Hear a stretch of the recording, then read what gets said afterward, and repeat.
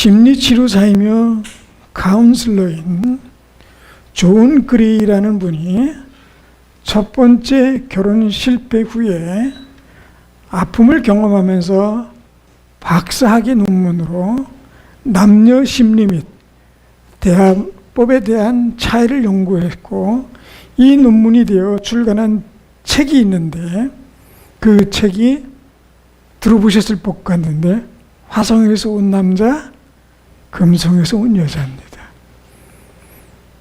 총 15권의 책을 출간했는데 9권이 다 이 주제예요. 화성 남자, 금성 여자. 회사에 간 화성 남자, 이런 식으로 해서 9권을 이 주제로 썼는데요. 150국에서 150개 나라에서 50개 언어로 출간이 돼서 약 한 5천만 부를 발행했다고 그래요. 때로는 이 책이 너무 일반화했다, 그렇게 비판도 받는데, 한번 좀 생각해 볼 만한 내용들이 있기도 합니다. 자, 제가 한번 어떤 한 여자와 한 남자의 대화를 이제 전화해서 주고받았던 내용을 불러드릴게요. 한번 들어보세요. 여자라면 여자의 입장을 이해할 것 같고, 남자라면 남자의 입장을 이해할 것 같습니다. 그냥 영희와 철수로 제가 정했습니다. 영희, 철수야, 나 영희인데 컴퓨터가 안 켜져. 어떡하지? 철수, 그래? 플러그를 제대로 꽂았는지 확인해봐. 영희, 어제까지는 괜찮았는데 갑자기 왜 이러지? 철수, 일단 플러그를 꽂았는지 확인해봐. 제대로 해놓지 않으면 전원이 안 들어오거든. 영희, 아이 참, 나 오늘 컴퓨터로 과제를 처리할 게 많은데. 철수, 어때? 플러그는 제대로 꽂혀 있어? 영희, 이 고물 컴퓨터 이럴 줄 알았으면 고치는 게 아닌데. 아이 속상해. 철수, 속상한 건 다음에 얘기하고 플러그는 제대로 봤냐고. 괜찮아? 영희, 뭐가 괜찮은데? 철수, 아니 플러그 말이야. 영희, 지금 컴퓨터 얘기하는 거야? 철수, 그래 컴퓨터. 영희, 내가 괜찮냐고 물어본 것 아니었어? 철수, 이렇게 됩니다. 어떻게 여자 쪽에 공감이 가십니까? 남자 쪽에 공감이 가십니까? 남자 쪽에 공감이 가면 남자예요. 만약 여자분이 남자 이야기에 공감이 간다, 그럼 한번 병원에 가서 검사를 좀 제대로 받아보시는 편이 좋을 것 같습니다. 다른 얘기 하나 더 해볼까요? 한 남자와 여자가 데이트를 하는 중입니다. 여자가, 자기야, 저 코스모스 좀 봐. 너무 이쁘지? 남자, 응? 코스모스? 응, 이뻐? 여자는 이 말에 상처를 받고 있습니다. 아니, 내가 코스모스가 이쁘다고 했는데 왜 그렇게 오빠는 시큰둥해? 내가 뭐 실수했어? 기분 나쁜 거 있어? 그럼 여기서 남자는 멘붕이 옵니다. 남자, 아니 무슨 실수? 기분 안 나쁜데? 왜? 여자, 왜 삐쳤어요? 알았어? 어떻게 해야 될까요? 이럴 때 남자는 어떻게 하고 여자는 어떻게 해야 되나요? 이게 다 이게 공감하는 건 아닐 거예요. 그런데 이게 다르다는 거예요. 그냥 그래서 다투게 되고 이혼하게 된다는 거예요. 여자들이 남자들에게서 가장 흔히 느끼는 불만 가운데 하나가 자기 자신의 이야기에 귀를 기울이지 않는다는 거예요. 여자는 공감대를 기대하는 거예요. 그냥 코스모스 이쁘지? 그러면 이야 끝내준다, 이걸 기대하는 건데, 응? 코스모스? 이뻐? 이러지는 기분 나쁜 거예요, 이게. 자, 컴퓨터 얘기도 그래요. 남자들이 여자에게서 가장 흔히 느끼는 불만 가운데 하나는 여자들이 늘 그들을 변화시키려 한다는 거예요. 그 남자가 원하는 것은 그냥 인정받는 겁니다. 근데 그게 안 되는 거죠. 예. 그래서 편행선을 달리는 거예요. 그야말로 동문서답인 거예요. 왜 이렇게 다르죠? 남자라 여자라 다른가요? 신앙인과 비신앙인이 너무 다른 것과처럼 말이죠. 자, 오늘 성경에는요, 세 남매에 관한 이야기입니다. 제일 위에가 나사로예요. 이 부모에 관한 이야기는 전혀 나오지 않아요. 그리고 사는 지역이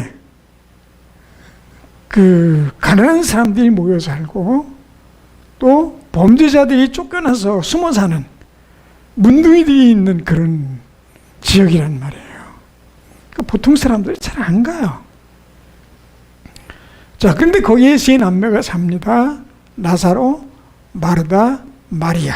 마리아가 막내고 나사로가 제일 오빠입니다. 가장 역할을 하겠죠. 어쩌면 아버지 역할을 하는지도 모르겠습니다. 자, 그런데 나사로가 죽을 위기에 병에 걸렸어요. 그래서 급히 사람을 보내서 예수님께 빨리 와주세요, 예수님. 예수님께서 사랑하시는 나사로가 죽을 병에 걸렸어요. 치료해 주세요. 예수님 오시면 나을 거라고 확신을 하고 있는 거예요. 실제로 그렇기도 하고요. 예수님께서 그 얘기를 듣고 거기 있는 사람들에게 이렇게 공개적으로 얘기합니다. 나사로가 병에 걸렸는데 이제 자고 있다. 그 얘기는 죽었다는 뜻이에요. 그리고 거기서 더 머무르세요. 그러니까 나사로가 죽을 때까지 기다리신 거예요. 그리고 죽고 나자 그때서 이제 나사로를 깨우러 가자. 그때 그 주변에 있는 사람들은 아니 자면 저절로 깨어날 텐데 뭘 깨우러 갑니까? 그랬더니 나사로가 죽었느니라. 더 황당한 거죠. 죽었으면 끝인데 또 가재요. 가서 뭐 하시게요? 물론 예수님께서 굉장히 중한 병도 고치시고 죽은 이도 살리셨 그런 경험들을 현장에서 보고 알았지만 그게 자기의 문제가 되면 또 다른 거예요.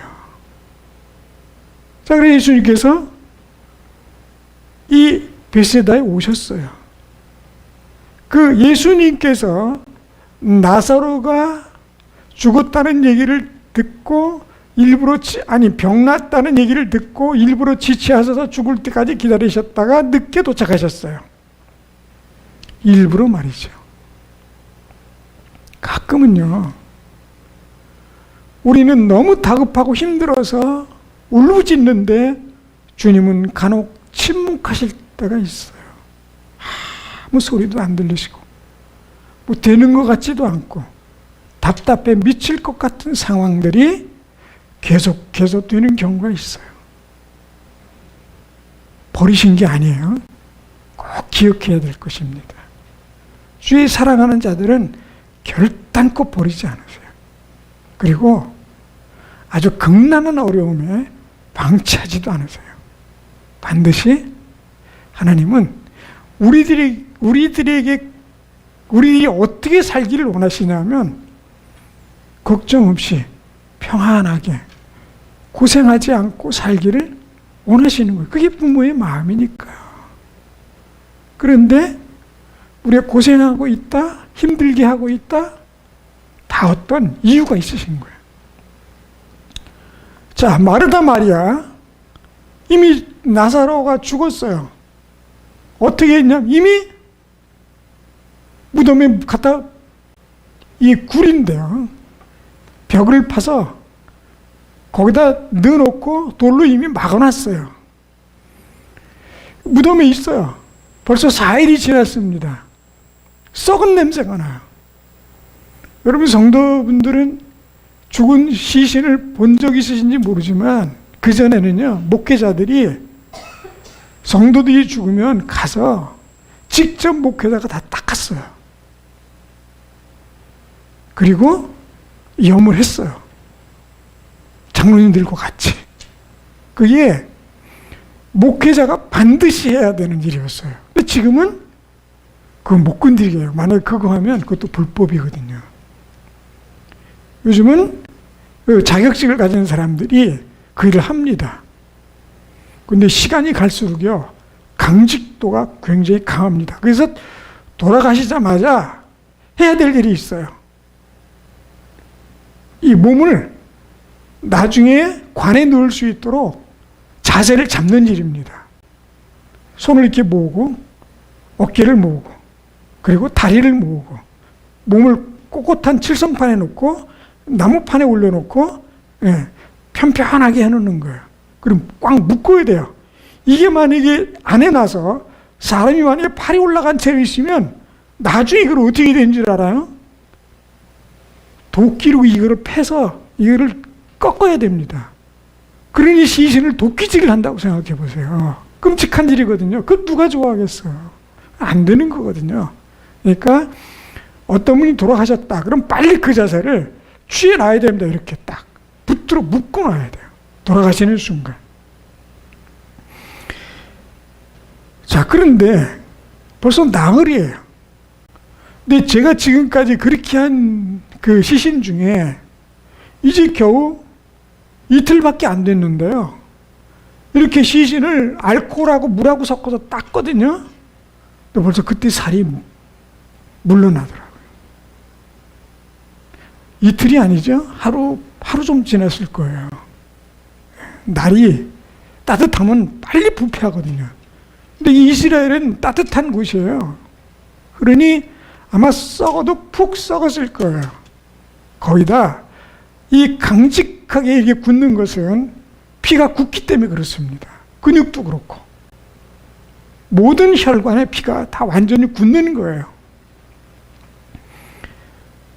자, 죽은 사람이 살아난다는 것은 우리 인간의 뇌 속에는 그런 이성 자체가 그런 사실은 존재할 수가 없는 거예요. 그 사실은.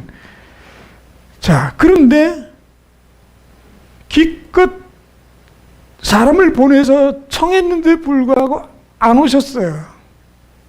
그래서 죽었어요. 마르다는 예수님께서 오신다는 말을 듣고 뛰어나갔어요. 마리아는 집에 그냥 앉아 있었어요. 울며 낙담해서. 예수님께 대한 불평이 있는지도 몰라요. 여러분, 신앙이라고 해야 돼요. 이 참 조심해야 되는데, 불평과 불만의 마음 한편에 자리 잡기 시작할 때 이건 위험 신호예요. 일에 대한 불평과 불만이 아니라 그게 사실은 하나님께 향한 불평과 불만일 위험이 높습니다. 이스라엘 민족들이 그랬거든요. 광야에서 물이 없다, 고기가 없다, 너무 음식이 단순하다, 뭐 어쩌고 저쩌고 이래서 저래서 불평, 불만, 결국 이 불평과 불만이 지도자인 모세와 아론에게 향하지만 사실은 그것은 그 불평하는 말을 쏟아내는 그 대상은 하나님이에요. 마리아가 예수님이 오신다 그러면 깜빡 죽는 사람이에요. 예수님이라면 극진히 섬겼던 여인입니다. 그런데 안 나갔어요. 그 뭐예요? 실망과 낙담이에요. 불평이에요. 불만이 생긴 거예요. 우리는 가끔 인생을 살아가면서 너무 힘들고 어려우면요, 신앙 전체가 위협을 받는 그런 경우도 왕왕 겪기도 합니다. 아주 위험한 순간이에요.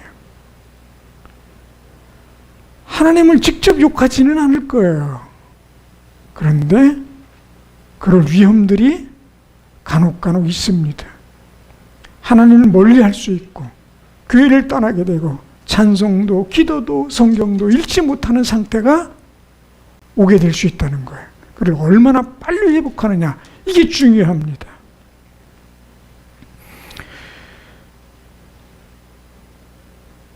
자, 그런데 지금부터 제가 말하려고 하는 것은 마르다입니다. 마르다가 예수님이 오신다는 얘기를 듣고 부지런히 뛰어나왔습니다. 자, 그런데 21절에 마르다가 이렇게 얘기합니다. 마르다가 예수께 여짜오되 주께서 여기 계셨더라면 내 오라버니가 죽지 아니하였겠나이다. 뭐예요? 주님도 죽은 사람은 못 살리시죠? 그러니까 하나님을 안다, 하나님의 아들이다, 살아계신 하나님의 독생자시다, 그리스도다라는 것은 알고 있어요. 이런 순수한 사람들은 예수님께서 말씀하신 대로 그대로 흡수합니다. 좀 머리에 들었다고 하는 배운 사람들은 그거를 쪼개요. 차곡차곡 깨요. 그런 것과 아닌 것을 스스로 나눕니다. 그러나 마르다와 마리아 같은 나사로 같은 사람들은 순수해서 주님이 말씀하신 것을 그대로 받아들여요. 그리고 기적을 한 번만 목격하면 아주 작은 거라도 확신을 갖습니다. 흔들리지 않아요. 그렇다고 믿음이 모든 만능은 아닙니다. 여기에 만약에 주님께서 나사로가 살았을 때, 내 오라버니가 아팠을 때 오셨더라면 살릴 수 있었는데요 라는 그 얘기입니다. 우리는 하나님은 모든 것을 하실 수 있다는 사실을 우리는 기억합니다. 근데 사실은 이런 말도 하나님께는 조금 제한적인 단어 같아요. 왜냐하면 그분은 너무 전능하시기 때문에 그분은 못하시는 게 없다라고 표현하는 것도 사실 그분의 일부분일 뿐인 것 같아요. 그 우주의 광대함, 그리고 그 크기, 깊이, 넓이, 높이, 세밀함, 뭐 하나 그분을 표현할 때 너무너무 위대하시기 때문에 어떻게 표현할 방법이 없습니다. 모르는 것 아닌데 예수님이 그런 분이라는 사실을 알기는 아는데 나의 문제와 맞닥뜨리게 되면 좀 얘기가 달라집니다. 주님께서는 걱정하지 말고 염려하지 말고 기도하고 믿으라, 근심하지 마라 이렇게 말씀하셨지만 우리는 근심 걱정을 끌어안고 삽니다. 근심 걱정 없이 편안하게 사는 사람이 얼마나 있겠습니까? 주님은 아무것도 염려하지 말고 기도와 간구로 감사함으로 하나님께 아뢰라 이렇게 말씀하셨지만 기독교인 가운데 근심 없이 걱정 없이 편안한 얼굴로 그렇게 긍정적으로 그런 마음으로만 사는 사람이 어디 있겠습니까? 마르다 분명히 믿음의 사람이에요. 아주 믿음이 좋은 여인입니다. 나무랄 데가 없을 거예요. 믿음 그 자체로는 희생이나 봉사나 부족함이 없습니다. 그런데 이 얘기는 뭐냐면 주님 왜 이렇게 늦게 오셨어요? 너무 늦었어요. 그 얘기입니다. 내 오라버니가 살았을 때 계셨더라면 내 오라버니가 죽지 않았을 텐데요. 하는 그런 아쉬움에 고백을 합니다. 그런데요, 더 놀라운 건 그 다음 구절이에요. 이렇게 말합니다. 22절에 그러나 나는 이제라도 주께서 무엇이든지 하나님께 구하시는 것을 하나님이 주실 줄을 아나이다. 이건 뭐예요? 완벽한 표현이에요. 이제라도 비록 내 오빠가 죽었지만 이제라도 주님이 구하시면 분명히 하나님께서 그 기도를 통해 주실 것을 믿습니다 라고 고백했어요. 이 단어는요 완벽한 단어죠. 믿음에 이만한 믿음이 어디 있습니까? 그런데 이게 자기 오라버니가 살 것이라는 표현이 아니에요. 근데 왜 이 얘기를 했을까요? 그랬다면 예수님의 그 다음 말씀 23절에 예수께서 이르시되 내 오라비가 다시 살리라. 그러면 다시 이 얘기가 나와야 돼요. 만약에 주님께서 그리 하시려면 사실 내 오라버니가 다시 살 겁니다. 이래야 되는데 24절에 마르다가 이르되 마지막 날 부활 때에는 다시 살아날 줄을 내가 아나이다. 이건 뭐예요? 예수님 지금 오라비가 사는 건 안 되고요. 이제 마지막 부활할 때 그때는 오라비가 살 거를 내가 믿어요. 이거거든요. 그럼 도대체 22절은 왜 이렇게 고백했을까요? 이게 뭔가요? 차라리 이게 24절에 들어갔다면 이게 될 것 같아요. 완벽히 맞는 거예요. 이게 기독교인의 파라독스라고 하는 거예요. 입으로는 그렇게 표현해요. 믿습니다. 확실합니다. 저는 하나님의 자녀입니다. 하나님은 모든 것을 하실 수 있으며 예수님 나의 구세주입니다. 고백은 하는데 딴 생각을 하는 거죠. 다 믿는 게 아니에요. 그래서 입으로는 표현은 잘하지만 마음은 다른 거예요. 우리가 하나님이라는 분을 믿으면 또 예수님이라는 분을 확실하게 알았다면 이 고백 다음에 예수님께서 내 오라비가 살 것이다. 그랬을 때 뭐라고 나와야 되냐면 아멘이라고 나와야 돼요. 그러나 우리에게는 그만한 믿음이 좀 어렵습니다. 솔직하게. 이게 모든 것에 아멘이라고 하기에는 참 우리의 인간의 믿음이라는 것이 얼마나 부족합니까? 마르다, 마리아, 나사로, 예수님이 너무너무 사랑한 가족이에요. 가난했기 때문에 사랑한 거 아닙니다. 그때 마음이 믿음적으로 신앙적으로 너무너무 이뻤던 거예요. 고백, 희생, 헌신, 봉사 모든 게 말이죠. 그래서 사랑하셨던 거예요. 나사로까지. 자, 늘 그렇게 고백하고 그렇게 믿고 그렇게 알았던 마르다가 딴소리를 하잖아요. 딴소리거든요. 그 고백은 완벽합니다. 그 한 줄론. 22절은 어디 나무랄 데가 없어요. 제 오라비가 죽기 전에 그때 계셨다면 얼마나 좋았을까요? 좀 늦었습니다만 그러나 이제라도 무엇인가 주님이 구하시면 하나님께서 들으시는 줄 내가 아나이다.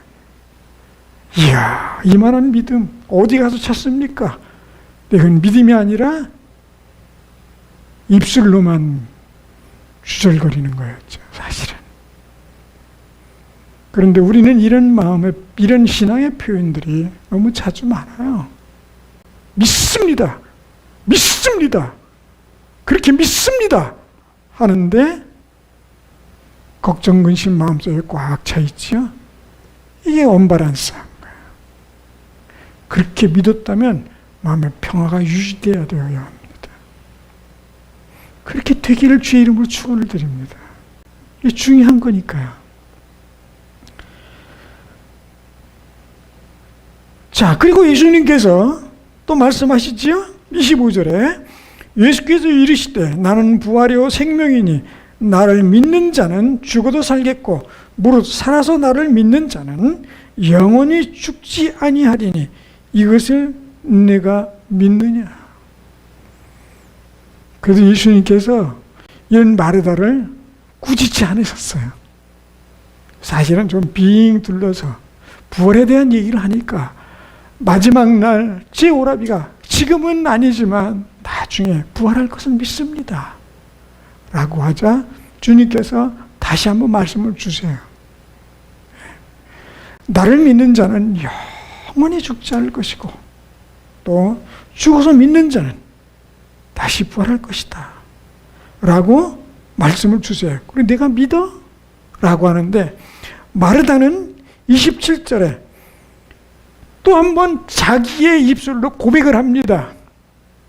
약간은 조금 부족한 상태의 고백이긴 해요. 27절에 이르되 주여 그러하이다. 주는 그리스도시여 세상에 오시는 하나님의 아들이신 줄 내가 믿나이다. 이 고백이 우리의 고백이 되어야 합니다. 하나님은요, 우리의 고백 믿음이 1%도 모자라지 않은 완벽한 걸 요구하시는 것이 아니에요.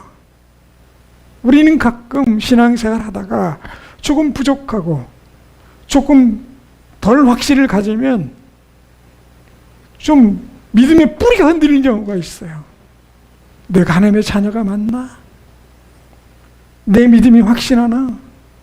내 고백이 맞는 건가?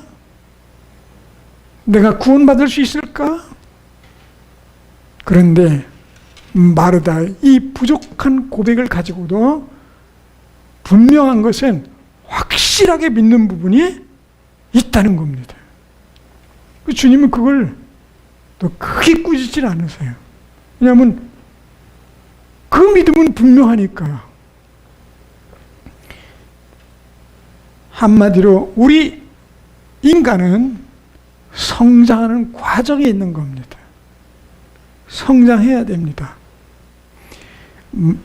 이 일 후에 저희가 읽지는 않았지만 예수님께서 마리아를 불러오라 하십니다. 마리아가 집에 앉았다가 예수님이 오시는 것을 알았음에도 불구하고 집에 그냥 앉아 있다가 예수님이 부르신다는 소리에 달려 나옵니다. 그래도 비록 그렇게 낙담하고 불평하고 했는지 모르지만 주님 부르시는 소리에 아멘 할렐루야 달려 나오는 거예요. 그리고 그 기적의 현장에 주님께서는 데리고 가십니다. 이 일 후에 마리아와 마르다뿐 아니라 그 현장에 있던 모든 사람이 완전히 새로운 사람들이 됩니다.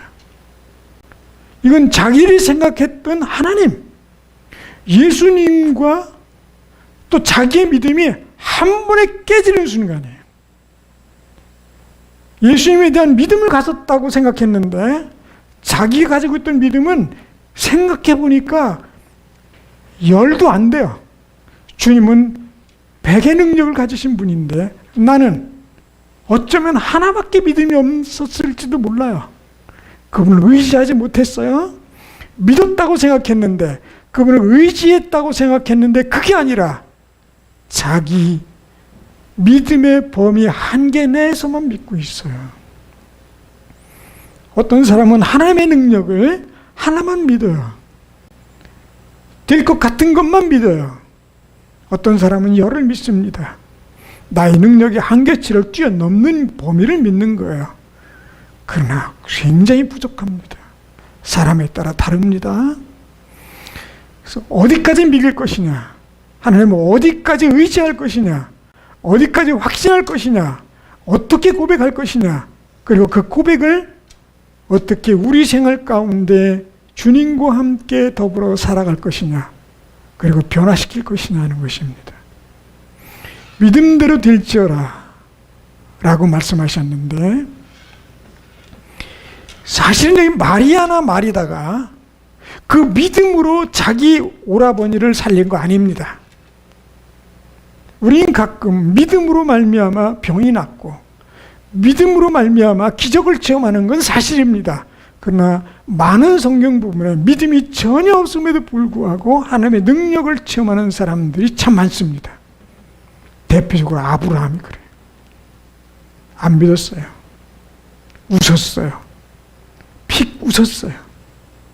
주님이 왜 웃니? 두려웠어요. 저 안 웃었는데요. 너 웃었어. 예. 아브라함뿐입니까? 믿음의 조상 아브라함도 그럴 정도니 우리는 어떻겠습니까?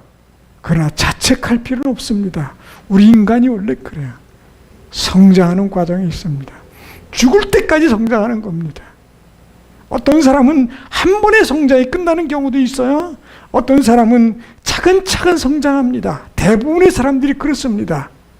어떤 사람은 성장하다 멈추고 또 성장하다 멈춥니다. 어떤 사람은 성장은 빨리 했는데 뒤로 후퇴하는 사람도 있습니다. 그러나 믿음이 있는 사람들은 하나님께서 결단코 그냥 두지 않으시고 찾으신다는 겁니다. 자, 마르다는 예수님을 만나서 하는 고백은, 그 표현은 완벽합니다. 전혀 부족함이 없습니다. 그러나 현실과 다른 표현이 있었습니다. 저는 우리 모두가 그 표현과 일상생활이 그대로 섞여서 하나가 될 수 있기를 축원을 드립니다. 다 같이 기도하겠습니다.